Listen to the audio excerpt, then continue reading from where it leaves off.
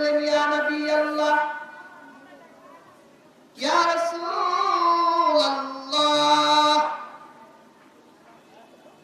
সারাটা জীবন ভর আমি আল্লাহ রাব্বুল আলামিনের বিরোধিতা করেছি, আল্লাহর নাফরমানিতে আমি আমার জীবন অতিবাহিত করেছি।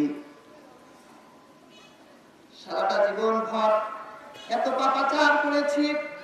ইয়া রাসূলুল্লাহ, যখন থেকে আপনি আল্লাহর দ্বীন ইসলামের দাওয়াত নিয়ে আমাদের নিকট তাশরীফ নিলেন, সেদিন থেকে আমরা আল্লাহকে চিনতে পেরেছি, আমি আল্লাহকে চিনতে পেরেছি।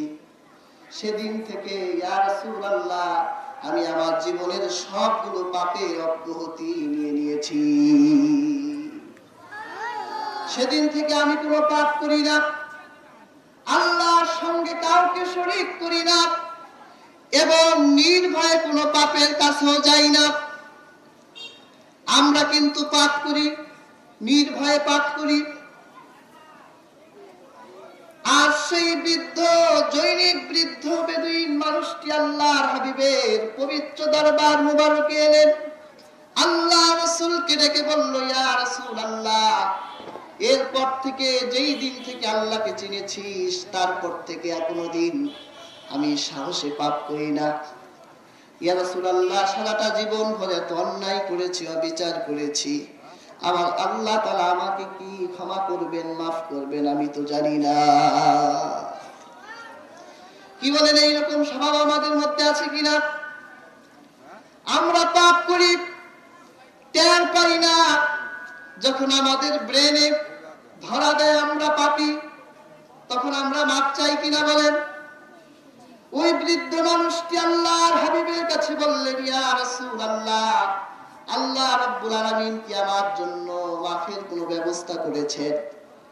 আল্লাহ রাব্বুল আলামিন আয়াত কারিমা নাযিল করলেন, ইন্নাল্লাহা লা ইয়াগফিরু আন ইউশরাকা বিহি ওয়া ইয়াগফিরু মা দুনা যালিকা লিমান ইয়াশা ওয়া মান ইউশরিক বিল্লাহি ফাকাদ দাল্লা দালালান বাঈদা।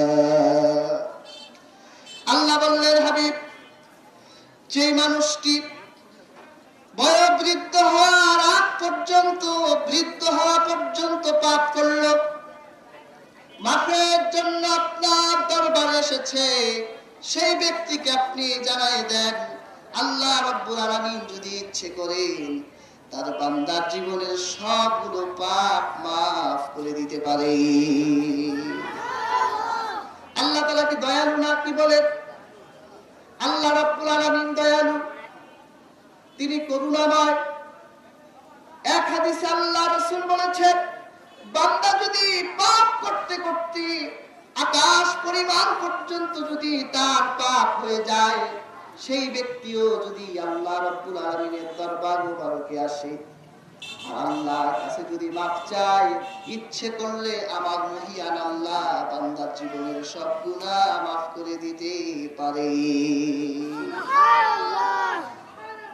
যদি তার পাপ সমুদ্রের ফেনার থেকে বেশি হয়, এরপরেও আমার আল্লাহ তাআলা মাফ করতে পারেন।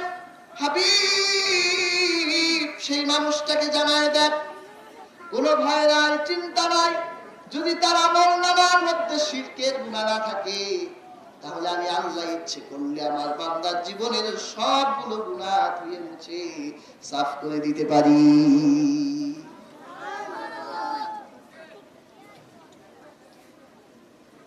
আল্লাহ রাসূল সাল্লাল্লাহু আলাইহি ওয়াসাল্লাম সংবাদ জানায় দিলেন,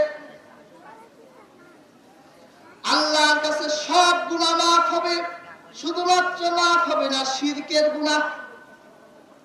শিরক হলো মহা অপরাধ, মহা জুলুম। হযরত নবী লোকমান তার সন্তানকে যতগুলো উপদেশ দিলেন, সেই উপদেশের মধ্যে প্রথম যে উপদেশ ছিল, সেই উপদেশটা ছিল, ইয়া বুনাইয়া লা তুশরিক বিল্লাহ ইন্নাশ শিরকা লাযুলমুন আযীম। হে আমার কলিজার টুকরা সন্তান, আল্লাহর সাথে শরীক করো না, এটা মহা অন্যায়, মহা জুলুম। আপনারা শরীক কি বুঝেন? শরীক হলো নিজের সমান কাউকে মনে করা। দেখেন, আমরাই কিন্তু আমাদের সমানদেরকে পছন্দ করি না। এই যে সামনে দোকান দেখলাম, এই দোকানের মধ্যে মুদি দোকানদারের বাজারে আছে কিনা বলেন? কোন এক ব্যক্তি একটা মুদির দোকান নিয়ে বসে আছে, সেখানে যদি আরেকটা লোক নতুন একটা মুদির দোকান দেয়, বলেন তো আগের মুদি দোকানদার খুশি হবে না একটু বেজার হবে? একটু বেজার হবে। কারণটা কি? কারণ হলো আমি একজন মুদি দোকানদার, আমার সম পরিমাণ, আমার সম আরেকটা দোকান এখানে হয়েছে, হয়তো আমার দুই একটা কাস্টমার তার দোকানে যেতে পারে, খুশি হবে না একটু বেজার হবে? আপনার খুব সুন্দর পরমা সুন্দরী রমণী সালেহা বেদা ভালো একটা ঘরে বউ আছে, আপনি যদি ওই ঘরে বউ রেখে আরেকটা বিয়ে করে আনেন, দুই বউ, আপনাদের ময়মনসিংহে কি বলে? সতীন বলে কিনা বলে? বউ যত ভালো হোক সতীন দেখতে পারে, সতীন দেখলে খুশি হবে না বেজার হবে? বেজার হবে। বউ যত ভালো হোক সতীন দেখলে খুশি না বেজার, কারণ তার সমপরিমাণ আরেকজনকে আনা হয়েছে।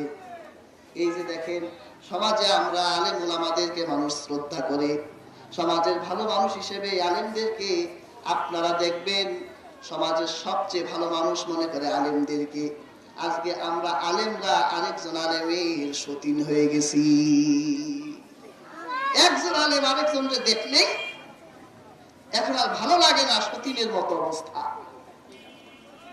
তাহলে আপনি দেখেন, আমাদের মতো ভালো মানুষগুলো আরেকজন আলেম দেখলে ভালো লাগে না, ভালো একজন বউ তার সতীন দেখলে ভালো লাগে না, ভালো একজন মুদি দোকানদার আরেকজন মুদি দোকানদার দেখলে ভালো লাগে না।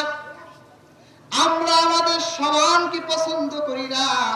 যিনি খালেক, সেই খালেকের সামনে যদি কোনো মাখলুককে দাঁড় করায় দেন, তাহলে আমার আল্লাহ কি ভালো লাগবে না খারাপ লাগবে?